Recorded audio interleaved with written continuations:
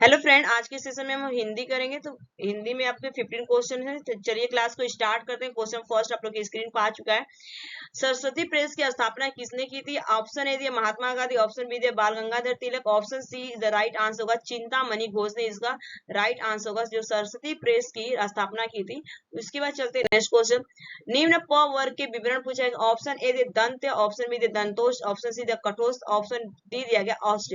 ये जो आप प बोलते हैं ना, प, तो ये आपकी ओठ के द्वारा बोला जाता है ना, औष्ठ हो जाएगा। तो right answer D is the correct answer होगा। उसके बाद चलते हैं वो अगले साल आएगा में कारक पूछा गया है कि वो अगले साल आएगा। ऑप्शन ए कर्मा, ऑप्शन बी कर्ता, ऑप्शन सी दिया संप्रदान बिल्कुल नहीं हो, अधिकरण। ठीक है, ये राइट आंसर क्या होगा? इसका D is the correct answer. Next question की तरफ बढ़ेंगे।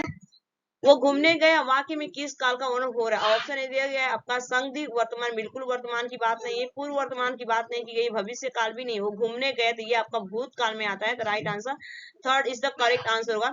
उसके बाद चलते हैं नेक्स्ट। अधूरी कहानी सुनाई में विशेषण पूछा गया है कि अधूरी कहानी। ठीक है, अधूरी में संख्यावाचक की बात नहीं की गई, गुणवाचक नहीं होगा आपका, सर्वनामिक नहीं होगा। तो राइट आंसर क्या होगा? परिणामवाचक आपका B is the correct answer होगा। उसके बाद चलते हैं नेक्स्ट क्वेश्चन।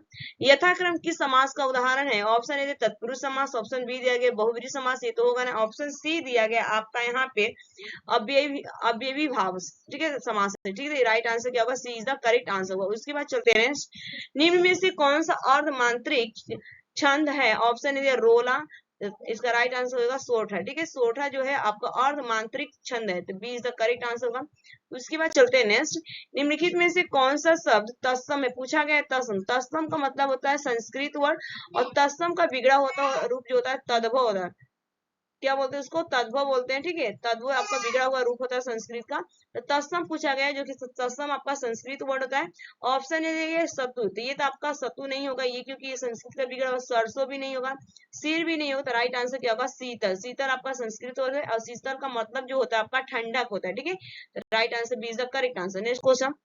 निम्नलिखित में से कौन सा विलोम युग में सही नहीं है? पूछा गया है, सही नहीं। देखिए, प्राचीन का अप्राचीन होता है, बिल्कुल सही है।